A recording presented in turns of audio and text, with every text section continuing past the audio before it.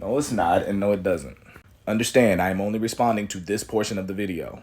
While I agree with some of the points made in this video, this is most certainly not one of them. You submit to your man in all things, and that hierarchical structure is not to be tampered with. At no point in your job does your boss submit to you. At no point in the military does a colonel submit to a private. At no point in the hierarchical structure of the family does a woman submit to children. Women want their children to submit to their instruction 100% of the time. As they very well should. They are the dominant in this hierarchical structure, and they are supposed to require that. Men find it odd that the only time that we question what submission means, the definition of it, or the frequency in which it should be displayed is when we're talking about women submitting to men. Any other time, submission is absolute, even when we're talking about men submitting to God.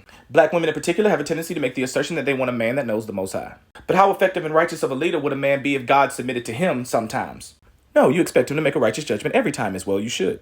The reason this interchangeable submission is so problematic is because women have a tendency to believe that they can defy their man at any time. Because sometimes I'm supposed to have the power. No, you're not. Because with great power comes great responsibility, and we all know that you can't handle that. Let's take provision, for example.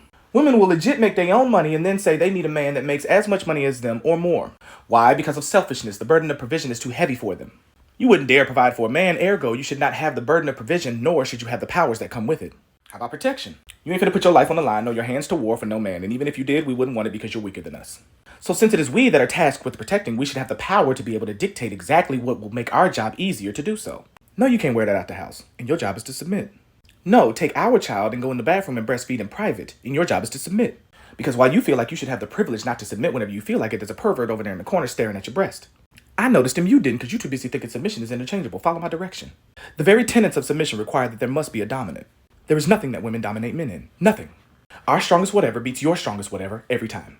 In other words, take anything that men and women can both do, and our best man will beat your best woman every time. Yes, including cooking. The world's best chefs are male. Saying that women and men submit to each other is tandem to equality, and men and women are not equal. You are the weaker vessel in all things, and men understand this. We are not beating our chest over here about it. By the way, I know this is a little late to say this in the video, but if you didn't get context, actually click the link and go watch hers first. Moving on. Ladies, men do not want you to be stronger than them in anything.